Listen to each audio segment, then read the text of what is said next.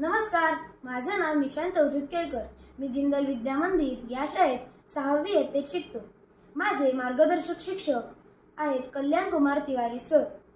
आज मी भारतातील रूढी परंपरा व त्यामागील वैज्ञानिक पार्श्वभूमी याच्यावर थोडक्यात माहिती देणार आहे. नमस्कार म्हणजे नुसते हात जोडणे नव्हे, तर ही एक आपली हिंदू धर्मातली परंपरा आहे जी नम्रता व आदर दर्शवते. दोन्ही हाताचे तळवे एकमेकांना जोडल्यामुळे एकाग्रता वाढते व मनःशांती मिळते. तसेच समोरील व्यक्तीच्या थेट संपर्कात न आल्यामुळे जंतू संसर्ग टाळण्यासाठी मदत होते. हे सगळे आपण कोविडच्या काळात अनुभवले आहेच. होम आयसोलेशन किंवा क्वारंटाईन हे आपल्या भारतीय रूढी परंपरेनुसार म्हणजेच सोहेर किंवा सुतक पाळणे होय. जेव्हा एखाद्या घरात मूल जन्माला येते तेव्हा त्या मुलाला व त्याच्या आईला 10 दिवसांसाठी आयसोलेटेड ठेवलं जाते, जेणेकरून त्याच्या आईला व त्या मुलाला कोणताही जंतू संसर्ग होऊ नये. यालाच सोहेर पाळणे असं म्हणतात.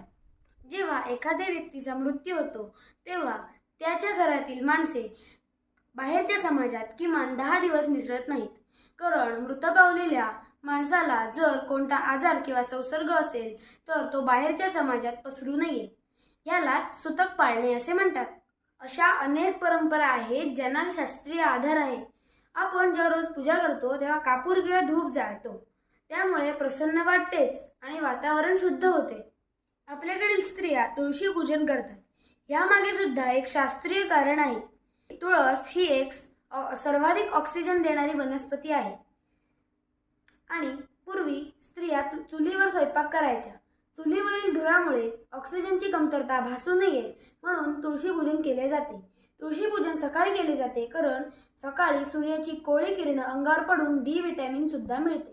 पूजा झाल्यावर शंखनाद केला जातो, ज्यामुळे फुफ्फुसांना व्यायाम होतो आणि मनात सकारात्मक विचार निर्माण होतात. अशा रूढी पाळताना पूर्वीची लोक एक प्रकारे आपलं आरोग्य जपत होती. जपूया आपल्या रूढी परंपरा आणि संस्कृती.